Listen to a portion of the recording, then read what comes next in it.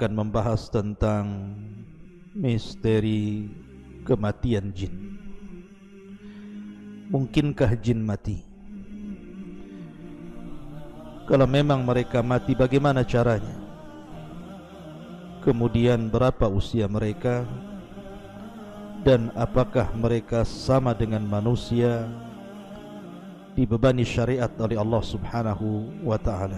Inilah yang kita akan bahas beberapa menit ke depan. Ma'asyiral muslimin yang dimuliakan Allah Subhanahu wa ta'ala, dalam surah Az-Zariyat, surat yang sangat ma'ruf bagi kita, Allah Subhanahu wa ta'ala berfirman, "Wa ma khalaqtul jinna wal insa illa liya'budun."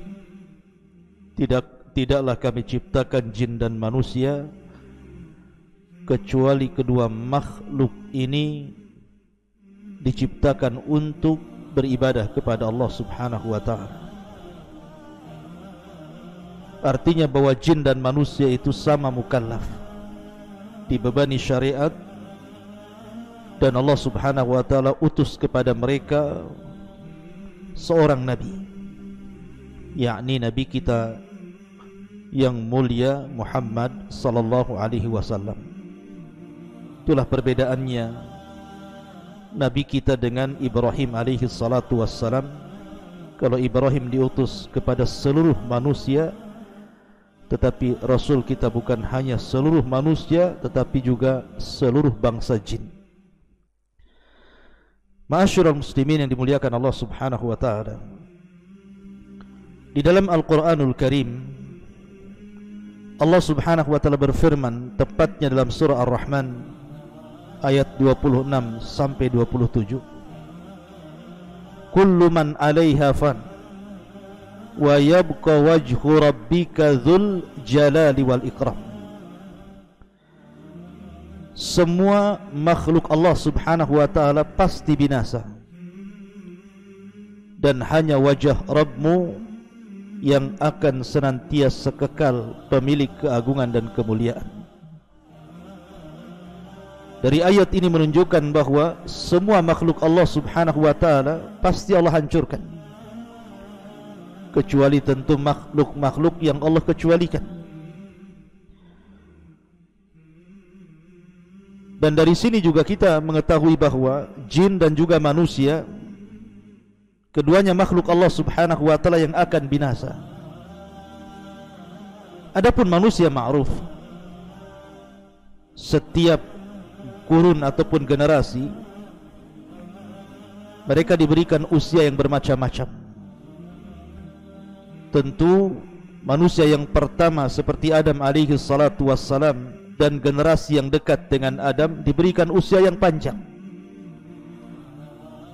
Tetapi ketika generasi semakin jauh daripada generasi Adam alaihi salatu wassalam, apalagi sampai kepada kita, tentu usianya juga semakin pendek, sependek postur tubuh yang semakin mengecil. Makanya Nabi SAW yang mengatakan, "A'maru ummati bainas sittina was sab'in," bahwa usia umatku berkisar antara 60 sampai 70 tahun saja.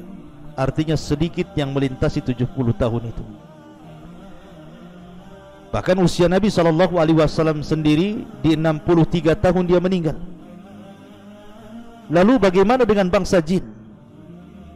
Berapa Allah berikan usia kepada mereka? Dan bagaimana cara wafatnya?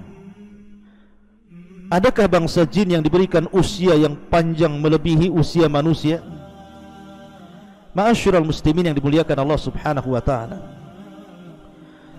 kita tahu bahwa jin itu memiliki beberapa golongan.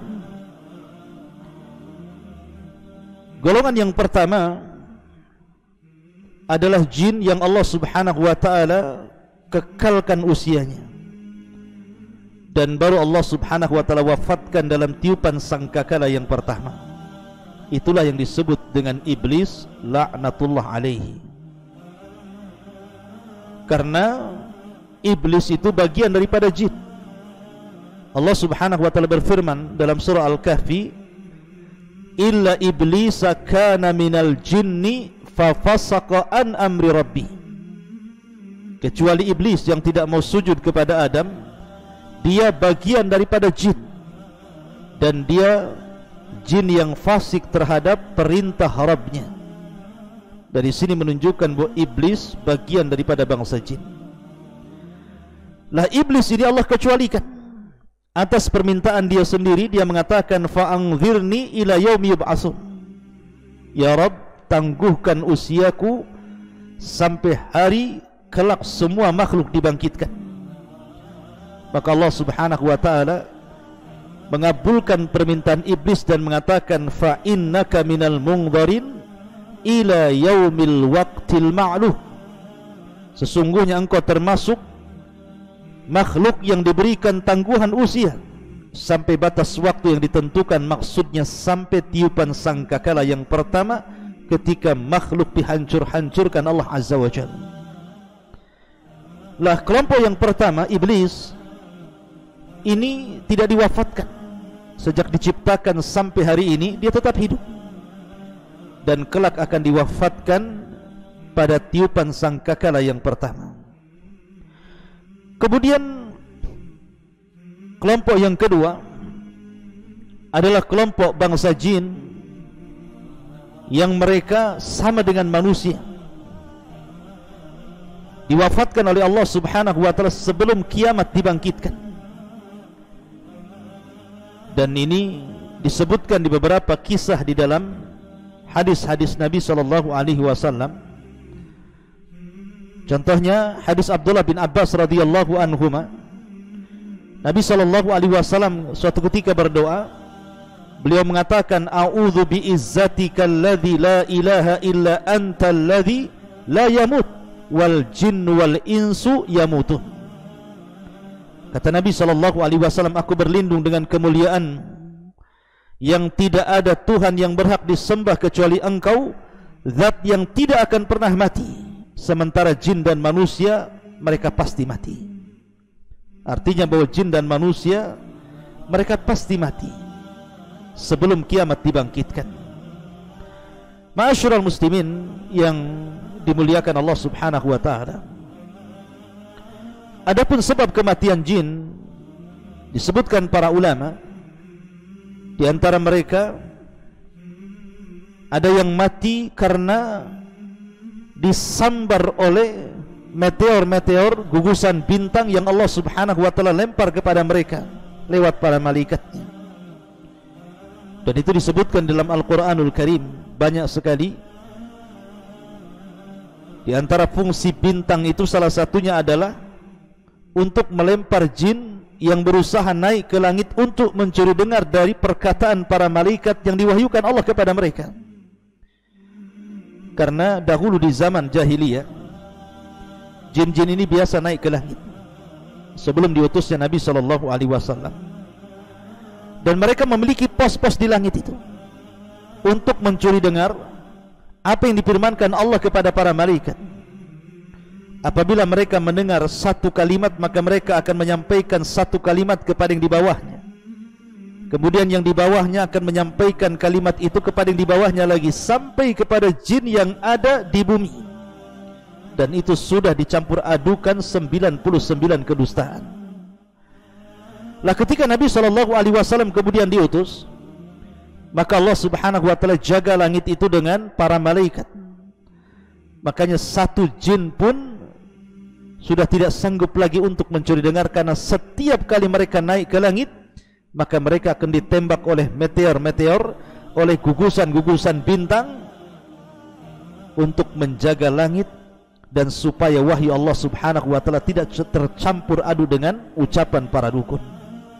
Mereka terkadang mati karena disambar meteor, ataupun jin itu mati karena sebab yang lainnya. Mungkin saling membunuh di antara mereka sama dengan manusia, atau mungkin manusia yang membunuh mereka, seperti orang yang meruqyah umpamanya. Terkadang orang meruqyah dan orang itu kemasukan jin, kemudian dibacakan Al-Quran sampai terbakar, bahkan ada di antara mereka yang sampai mati.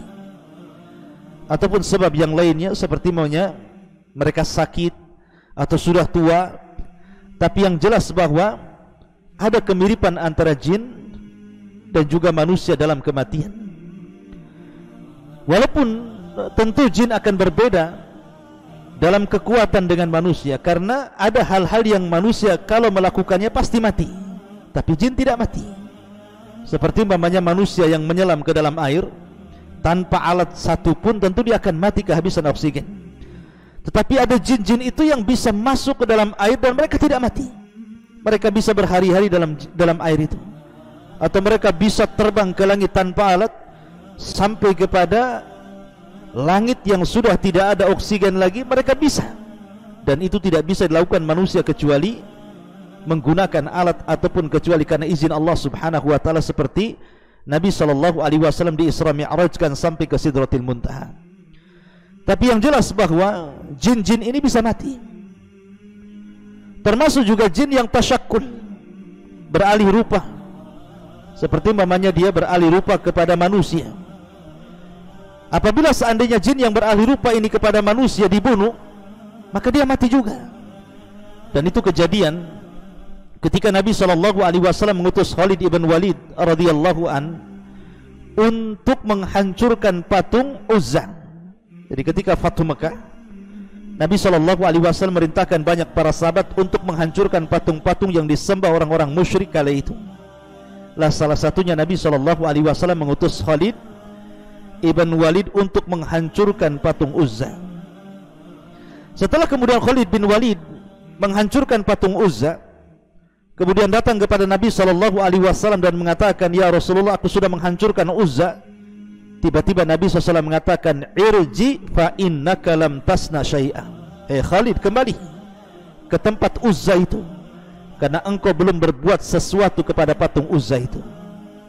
Tentu Khalid bin Walid heran, dia sudah menghancurkan patung itu, tapi Rasulullah mengatakan, "Irji fa innaka lam tasna syai'a." Baliklah ke tempat Uzza wahai Khalid, engkau belum berbuat apa-apa. Maka Khalid pun kemudian kembali ke tempat patung Uzza yang sudah dihancurkan itu. Sementara manusia menangis karena berhalanya ditumbangkan Khalid. Tiba-tiba kemudian di tempat berhala itu ada seorang wanita yang telanjang, rambutnya terurai, di atas kepalanya banyak pasirnya, menakutkan. Maka Khalid pun kemudian langsung mengambil pedangnya, kemudian memenggal kepalanya. Kata Nabi SAW, "Tilkal Uzzah." Itulah Uzzah. Maksudnya syaitan jin yang menjelma sebagai nenek tua penjaga berhala Uzza itu. Dan dia mati, ditusuk oleh Khalid ibn Walid radhiyallahu anhu. Ma'asyiral muslimin yang dimuliakan Allah Azza wa Jalla, ataupun kisah tentang seorang sahabat yang membunuh ular. Jadi diceritakan oleh Abu Sa'id yang pernah menjadi hamba sahaya Hisham bin Zahra. Dia pernah bercerita bahwa saya pernah menjumpai Abu Sa'id Al-Khudri radhiyallahu anhu, sementara ketika itu Abu Sa'id Al-Khudri berada di rumahnya dan dia sedang sholat. Tiba-tiba kemudian di rumah sebelahnya, di rumah Abu Sa'id Al-Khudri, terdengar ada suara. Rupanya dilihatnya ada seekor ular yang sangat besar. Maka tiba-tiba kemudian Abu Sa'ib ini langsung bangkit dan hendak membunuhnya. Maka Abu Sa'id Al-Khudri radhiyallahu anhu mengisyaratkan agar jangan dibunuhnya. Maka aku pun duduk, kata Abu Sa'ib, dan membiarkan ular itu. Setelah itu kemudian berangkatlah Abu Sa'id Al-Khudri radhiyallahu anhu dan yang lainnya dalam perang Khandaq. Ketika itu Nabi SAW sedang menggali parit. Lah salah seorang sahabat Nabi SAW dilaporkan bahwa ada sesuatu terjadi di rumahnya. Maka dia pun bergegas pulang ke rumahnya. Kemudian Nabi SAW menyuruh untuk membawa senjata. Maka kemudian laki-laki ini pun membawa senjata, kemudian pulang ke rumahnya. Kagetnya ketika tiba-tiba istrinya lari dalam rumah, dan di zaman itu tidak ada wanita yang keluar rumah. Maka dia cemburu dan mengatakan, hampir-hampir aku tebas leher istriku, karena saking cemburunya. Karena dikhawatirkan mungkin ada laki-laki atau dia bermain di belakang suaminya. Tapi istrinya menenangkan dan mengatakan, jangan kau luapkan cemburumu dulu, tetapi kau lihat ke dalam rumah itu. Akhirnya kemudian anak muda ini masuk ke dalam rumah, dilihatnya ada ular besar yang sedang berdiri. Akhirnya kemudian diserangnya oleh tombak, dan ular itu juga menyerang, tiba-tiba saling menyerang. Tombak mengenai ular dan gigitan ular pun mengenai sahabat ini, dan Allah takdirkan dua-duanya meninggal dunia. Baik ular itu atau sahabat Ansar ini meninggal dunia. Maka kabar ini sampai kepada Nabi SAW, sehingga Rasul mengatakan, istaghfiru li akhikum, mintalah ampun kepada Allah kepada saudara kalian ini. Inna bil madinati jinnan qad aslamu. Sesungguhnya di Madinah ini terkadang ada jin yang sudah masuk Islam. Fa idza ra'aitum minhum syai'a, kalau seandainya kau melihat di antara mereka jin yang berupa ular itu, fa'adhinuhu thalathata ayyam, usir dia dari rumah kalian selama 3 hari. Fa in badalakum ba'da dalik, tetapi kalau seandainya dia tidak mau pergi dari rumah kalian, kata Nabi SAW, faqtuluhu fa inna huwa syaitan, fa innama huwa syaitan, bunuhlah ular itu, karena bisa jadi jelmaan daripada syaitan. Lah kisah anak muda ini yang membunuh ular sampai mati menunjukkan bahwa jin bisa mati.